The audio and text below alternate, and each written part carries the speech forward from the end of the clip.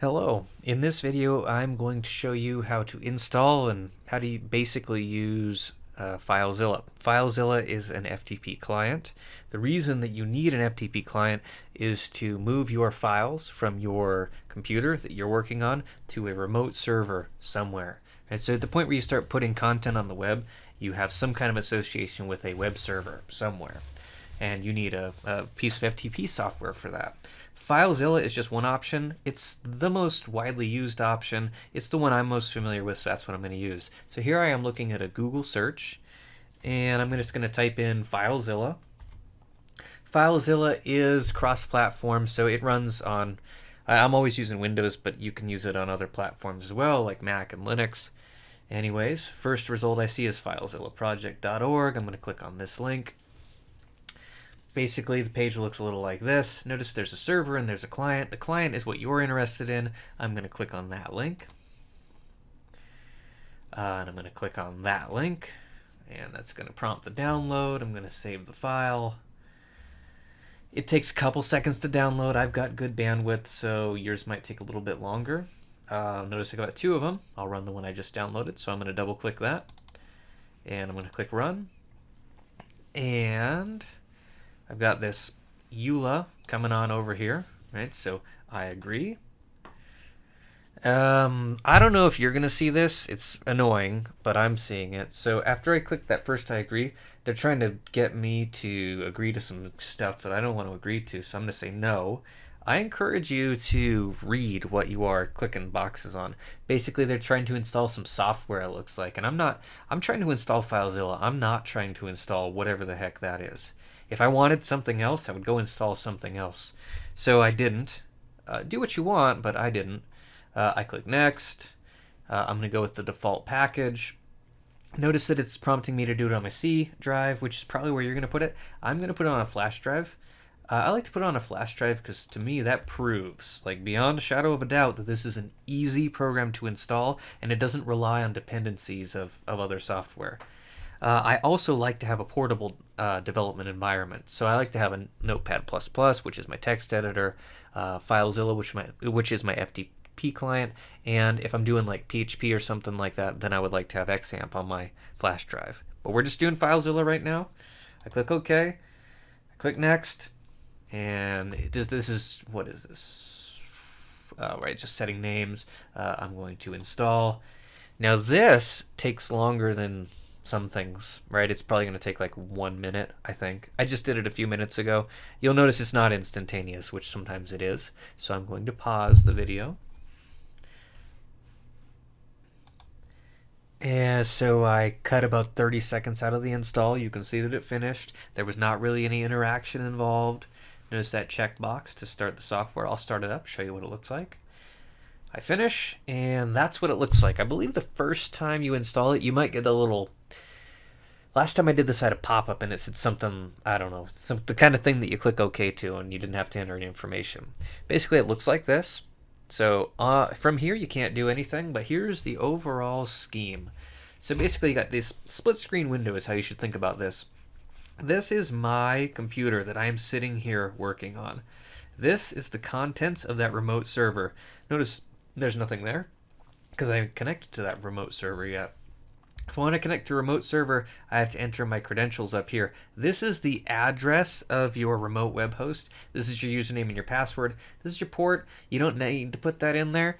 As you can see, the default is 21. If you want to use secure FTP, you need to put a 22 in there. So I will try and enter some credentials, and I will show you how it goes. Again, my right hand's in a sling, so I'm going to have to just pause it because I type like literally 2 or 3 words per minute right now. So I'll see you in a second.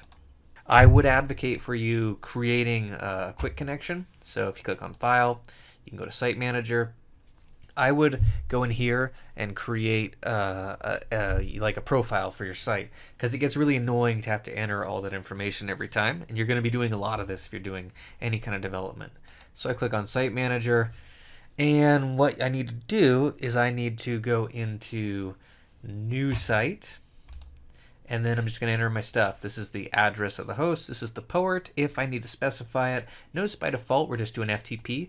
I encourage you to use secure FTP. And in that event, you're probably going to have to do something with the port. Again, all the answers to what goes where, that is all defined by your web host. Like if you're taking a class with me, I have the answers to these things. But if you're working with GoDaddy or any other web host out there in the world, you'll need to just know. So that's my setup. And then from this point, I'm just going to need to put in my information. So I'm going to pause it, and I'll be back here in a second.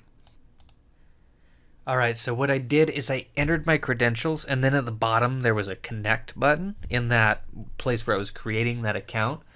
And I clicked connect, and then I got greeted with this. And I click OK. And that's what it looks like when you successfully connect.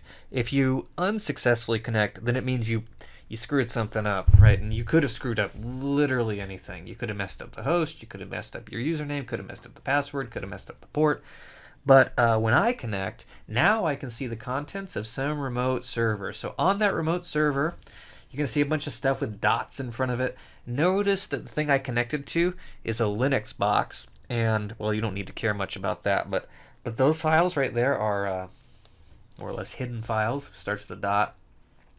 Now, if you're doing web development, you're going to have a folder, and it's going to be called probably public HTML or www. You notice I've got both of those right here. That is where you are going to put your files that you actually want people to see. So, right, if you just have some stuff that you want to store here, this is a good place to put it. But if you want something to be available online, then you're going to click on either one of these things, www or public HTML. They take you to the same place. Right, I click on it, and now you can see what folders I have in there. Now this is a little bit different. Notice that, like in a Windows environment, going up and down directories, it's pretty clear that when you click on a folder, you go inside of it. If you want to go up one, you click that dot right there. Double click that, and that takes you up one. And there's that folder I clicked in a minute ago. I also want to show you that www is just an alias to that exact same folder.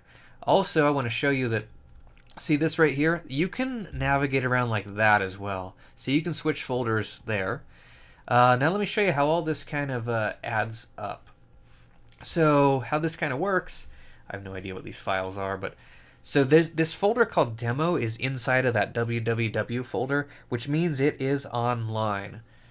So if I open this up, there's some PHP files in it. And let me show you a little bit about how this works. This is the interesting / confusing part. What was that? Demo? All right, so let me show you how to access that. So here I am in a web browser of my choice. You'll have to excuse my typing. My right arm's in a sling. This is brutal.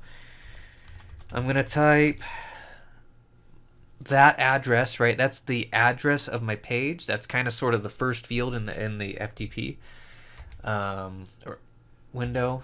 Don't worry about this. So that folder that I was trying to show you is called demo. So if I go / demo, now I can see the contents of that folder. So see those files right there? Those are the same files that you see right here. When you create a folder, every folder should have like a index file in it, and that index file is what you see. If you have a folder which is publicly available and you don't have an index in it, you have screwed up. Because I mean, you'll run into stuff like this on the web, but then this is what it looks like when you're in a folder that you probably shouldn't really be in. So if I click on like firstform.php, that'll open up a real file. Right, and like so this is just some simple web form. Notice the address up here. So I'm just trying to point out the relationship between what things look like here and how it works out in a real web browser. And if I wanted to add more files, so I will do that. Let me find something. So let's say I want to, I'm trying to find the cheesiest document that I can find. Oh gosh, I have all these problems with my documents right now. So let's say that I want to, let me get some up. Sorry about this. This is just a big problem because I don't have access to a lot of my files right now. I'm trying to find something harmless. So just kind of given my situation right now, I'm going to take this junk.txt. And so if I drag something over to here, it is now in that file, you see it moved. So there's a copy here on my original. This is my computer, and I have now put that file online. If I back out, refresh this, you see that file right there? I don't know what's in there, but if you want to see what's in there, it's that. So notice that just to kind of try and attempt to close the loop here, I took a file which was just hanging out locally on my computer. I used an FTP client to put it online, and it is now a file that anyone in the world can access. Right? I mean, I don't suggest that you put junk.txt online, but if you have a website or you need to update a website, that's generally the process. So we kind of went a bit in depth here. You're just going to have to practice with it. It's really easy to make mistakes, and it's kind of a hard process to understand for a while. But you will get a hang for it. So basically, you're pulling things from your local computer and you're putting them online. You are also free to take things from online and pull them down to your local computer. So that's what an FTP client does. It allows you to transfer files between remote hosts, which is exactly what I'm doing, and it's usually related to publishing stuff online. So I hope that gave you some understanding for what this tool is for and why you need it. Notice the installation was quite straightforward. The connection wasn't all that straightforward, and what you're supposed to use it for, that's the thing that you kind of have to figure out for yourself. So I hope this helped. Thank you for watching.